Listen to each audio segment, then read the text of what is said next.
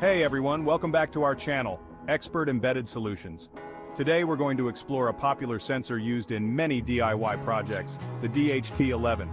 This sensor is widely used for measuring temperature and humidity. Let's dive in and learn more about it. What is a DHT11 sensor? The DHT11 is a basic low-cost digital sensor used to measure temperature and humidity. It's known for its simplicity, reliability, and ease of use, making it a favorite among makers and hobbyists. The DHT sensor module consists of a thermistor for measuring temperature and a humidity sensing component, all packaged together in a single unit with a digital output. How does a DHT11 sensor work? The DHT11 uses a capacitive humidity sensor and a thermistor to measure the surrounding air. It then sends a digital signal on the data pin.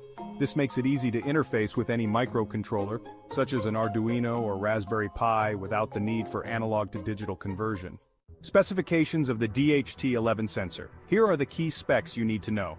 Operating voltage, 3.5 volts to 5.5 volts. Temperature range, 0 degrees Celsius to 50 degrees Celsius. Humidity range, 20% to 90%. Temperature accuracy plus or minus 2 degrees Celsius. Humidity accuracy plus or minus 5%. The DHT11 typically has 4 pins: VCC, GND, data, and a not connected pin that can be ignored. The VCC and GND pins are used to power the sensor, while the data pin provides the digital output. Applications of the DHT11 sensor. The DHT11 sensor is incredibly versatile and can be used in a variety of applications.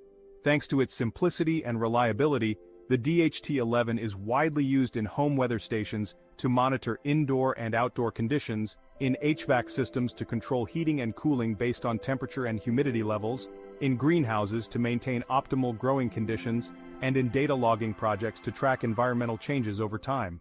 Programming and connectivity.